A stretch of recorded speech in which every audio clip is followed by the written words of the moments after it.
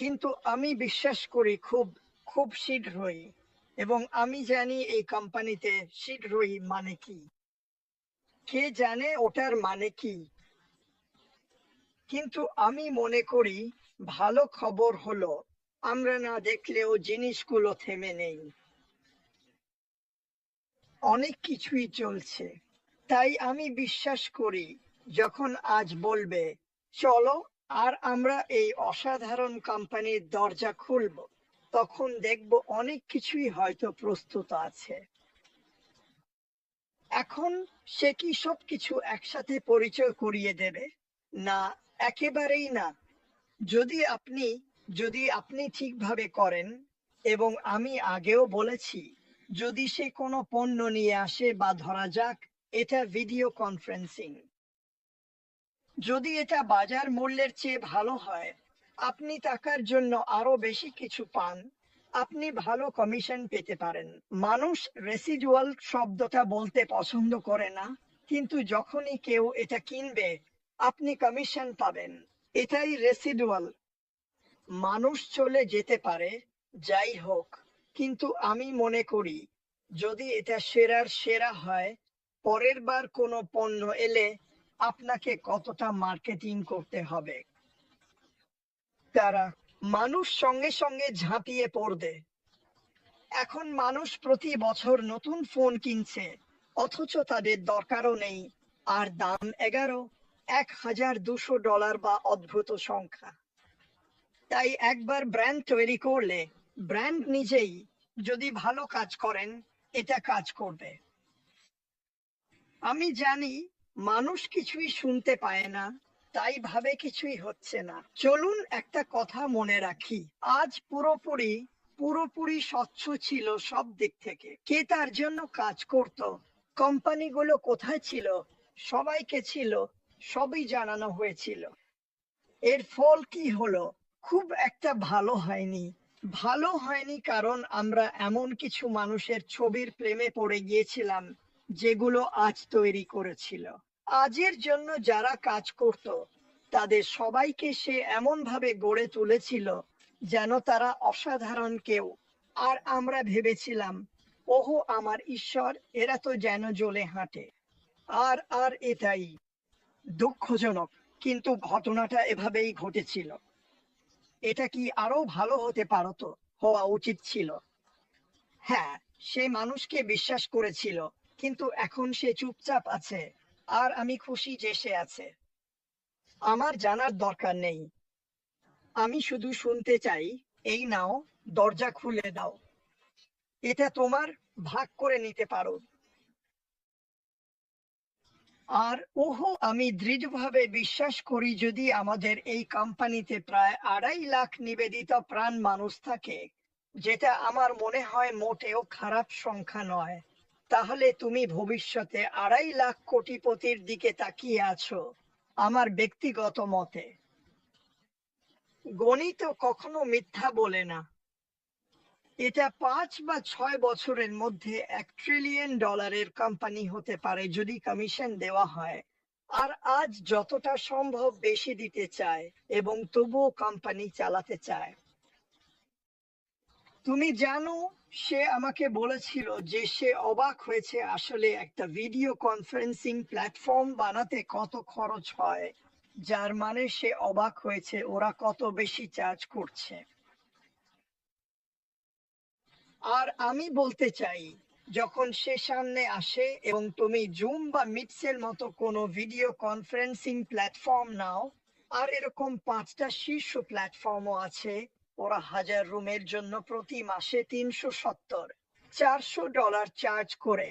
আর কেউ যদি অনলাইনে আসে এমন কিছু নিয়ে যেটা আরো বড়, আরো ভালো, আরো বৈচিত্র্যময়, উচ্চতর প্রযুক্তি, হয়তো মাত্র $100, তাহলে কি হবে বলো?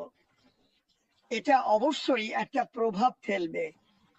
এটা আমাদের কিছু সরাসরি মানুষ, সরাসরি প্রতিদ্বন্দ্বীদের ওপরও প্রভাব ফেলবে আমার মনে হয়। কিন্তু আমি এটাও বলতে চাই, এই কোম্পানিটা তৈরি হয়েছে মানুষকে তাদের সমস্যার সমাধান করার জন্য যা দরকার তা দিতে। কিন্তু এটাও মনে রাখতে হবে, এটা ছোট, মাঝারি আর বড় ব্যবসার জন্য তৈরি হয়েছে, যাতে তারা যা দরকার তা পায় এবং টিকে থাকতে পারে। তাই আমি শতভাগ বিশ্বাস করি, আমরা অনেক সমস্যাগ্রস্ত কোম্পানিকে সিপিআর দেব এবং সত্যিই তাদের সাহায্য করব, যাতে তারা এই ইন্ডাস্ট্রিতে টিকে থাকতে পারে। আমি এটা বিশ্বাস করি। আর একবার যখন সবাই জানবে যে এটা সব সময় সরাসরি প্রতিযোগিতা বা জয় করার জন্য নয়, বরং সাহায্য করার জন্য, তখন আমরা নিজেরাই অবাক হয়ে যাব। আমি মনে করি যখন অধ্যাপকরা ই-লার্নিং এ আসবেন এবং দেখবেন তাদের কতটা নিয়ন্ত্রণ আছে, আর বাংলাদেশের কোনো তরুণ ছেলে ফ্রান্সের একজন ফরাসি ব্যক্তির কাছ থেকে ফরাসি ভাষা শিখতে পারছে এবং খুব বেশি খরচও হচ্ছে না। এখন এর কারণটা বলি। ধরুন আপনার কাছে সেরা ফরাসি ভাষার একজন শিক্ষক আছেন, যিনি বছরে $2 লাখ আয় করতে অভ্যস্ত। তখন আপনি বলবেন, আমরা এটা কিভাবে সামলাবো? $10 করে কতজন লোক লাগবে এই পার্থক্যটা পূরণ করতে? রেকর্ডিং ইত্যাদির মাধ্যমে এটা কলেজগুলোর জন্য লাভজনক, শিক্ষার জন্য লাভজনক, আর আমরা সবাই এর অংশ হতে যাচ্ছি। তাই আমি জানি তুমি নোট নিচ্ছ, কারণ আমি বারবার ভুলে যাচ্ছি, তোমাকে অনুবাদ করতে হচ্ছে। যাই হোক, আমরা আমি ভীষণ উত্তেজিত। আমি মনে করি, আমি জানি তোমরা সবাই মানুষগুলোকে দেখছো। এই নেতা এখানে গেছেন, এটা ওটা প্রচার করছে, এগুলো আমাদের কোনো ব্যাপার না, এগুলো ছেড়ে দাও, এ নিয়ে আমাদের কিছুই করার নেই। এমনকি যদি অ্যাশ প্রতিটা খুঁটিনাটি বলেও, কিছু মানুষ আছে যারা সেটা মিথ্যা বানিয়ে দেবে। তারা শুরুতেই এটা করেছিল। আমরা যতটা স্বচ্ছ ছিলাম, তারা পুরো সময়টাই এটা করেছে। তাদের পেছনে দৌড়াবে না, তারা কোনোদিনও চলে যাবে না, তারা সব সময় ওই ছোট্ট শতাংশই থাকবে। কিন্তু খুব শিগগিরই, আমি বিশ্বাস করি, যখন আমরা নতুন কোম্পানিতে যাব, আমাদের পণ্য থাকবে, আমাদের দৃষ্টি থাকবে, আমরা মানবতাকে উন্নীত করতে শুরু করব, তখন তুমি ওইসব মানুষকে ভুলে যাবে। তখন সেই সময়ে অ্যাশ আসলেই স্বীকৃতি পাবে। সে কে, তার স্বীকৃতি তখনই পাবে, কারণ এখন সে সেটা পারে না। বাইরে অনেক খারাপ মানুষ আছে, কিন্তু না, আমরা ভালো অবস্থানে আছি। আমি দেখতে ভালোবাসি, জিন আর নরেল এখানে প্রায় প্রতি সপ্তাহেই থাকেন। এই ভদ্রলোকদেরও এখানে দেখি, আমি তাদের অনেকবার দেখেছি। আর শার্ট অ্যান্টে তুমি দারুণ কাজ করছো। না, না, সত্যি বলছি, মানে তোমার কাছে বাংলাদেশের অনেক মানুষ আছে যাদের কারো দরকার, জানো, তাদের কথা শোনার জন্য। বুঝতে পারছো, মানে আমেরিকা তো আমার সাথেই আটকে গেছে, কিন্তু ওদের কাছে তুমি আছো। তাই আমার তো ক্রিস আছে। 1 মিনিট দাঁড়াও, আসলে সব মিলিয়ে ঠিকই আছে। আমি তো মজা করছিলাম। না, কিন্তু আমরা ভালোই করছি। ঈশ্বর, ঈশ্বর, জানে তুমি কে। তিনি জানেন কারা সত্যিই খেয়াল রাখে, তিনি জানেন কারা ঝামেলা পাকায়, আর তিনি হচ্ছেন চূড়ান্ত বিচারক। যখন তিনি কারো দিকে তাকান, আমি তোয়াক্কা করি না যদি 90% খারাপও হয়, তিনি সেই 10% ভালোটা খুঁজে বের করার চেষ্টা করেন। আমার মনে হয় আমাদের সবারই একই কাজ করা উচিত। কিছু মানুষ কিছু বলে, কিছু করে, তারা নার্ভাস থাকে, জানে না কিভাবে আচরণ করতে হয়, আর তারা স্বাভাবিকভাবেই নেতিবাচক হয়ে যায়, কারণ তারা সব সময় তাই করেছে। কিন্তু ভেতরে ভেতরে অনেক ভালো মানুষ আছে। একবার যদি আমরা মানুষের পকেটে কিছু টাকা দিতে পারি, আর মনে রাখুন, 99% মানুষের পকেটে 100-200 ডলার দিলে তাদের চোখে জল চলে আসবে। এটা তাদের জীবন চিরদিনের জন্য বদলে দেবে।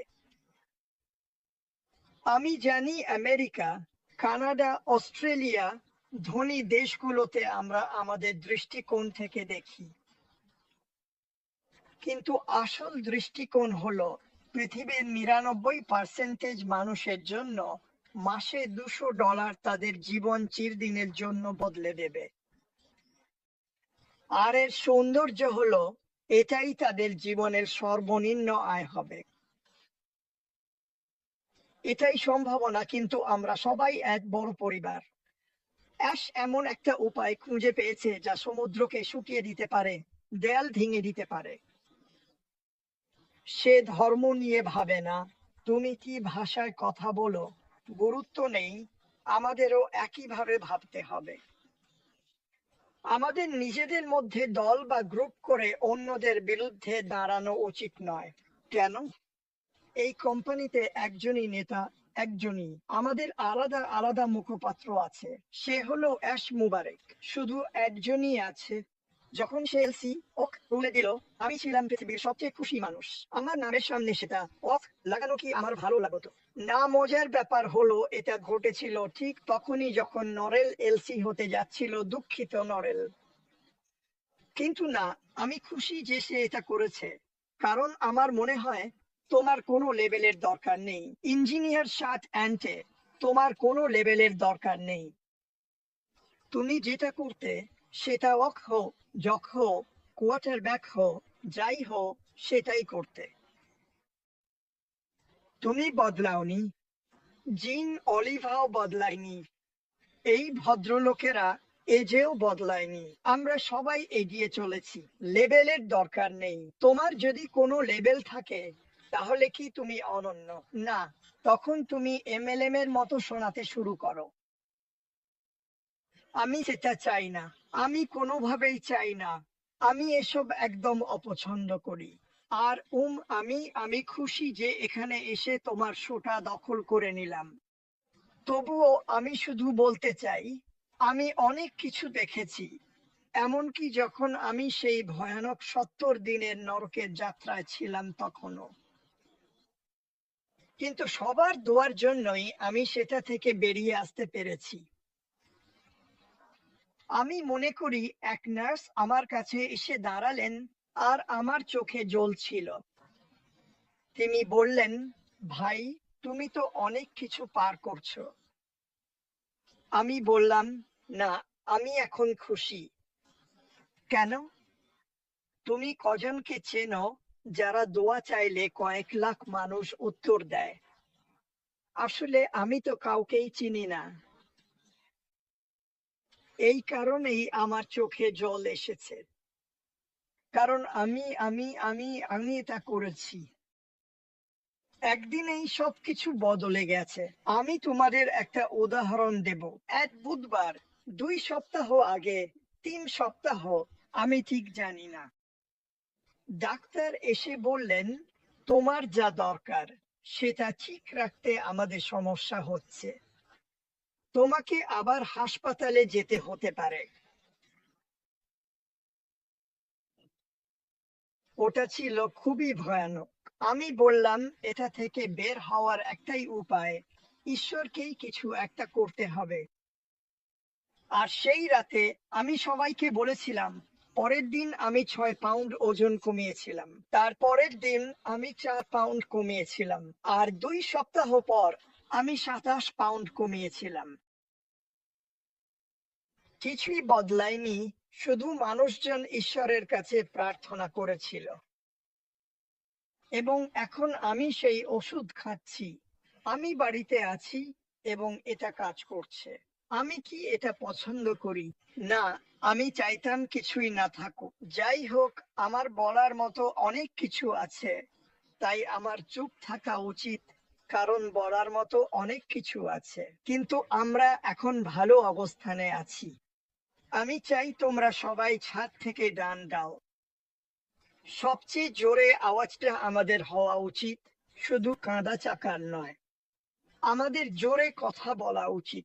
আমাদের তাদের চেয়ে বেশি জোরে আওয়াজ তোলা উচিত। আমাদের তাদের বিরুদ্ধে নয়, বরং তাদের ছাপিয়ে যেতে হবে, এবং দরজা খুলে গেলে আমরা বলবো, ওহো, এটাই তাহলে এমারাল্ড সিটি, দেখতে কেমন? তখন এটা আরো সহজ হবে। কিন্তু আমরা সবাই সেখানে যেতে চলেছি, এবং আমরা সবাই, তোমরা খুশি হবে যে আমরা অপেক্ষা করেছি। আমি মোবারককে মেসেজ করেছিলাম, কারণ অনেক দিন ধরে তার কোনো খবর পাইনি। আর আমি বলেছিলাম, তুমি উত্তর না দিলে আমি এফবিআই পাঠাবো। যাই হোক, সে উত্তর দিয়েছে, আমি পরে মেসেজ করব। আমি জানি ওর কিছু আবেগের ব্যাপার আছে এবং বিদেশে কিছু বিষয় নিয়ে ব্যস্ত আছে। আমার মনে হয় সে ফিলিস্তিনি।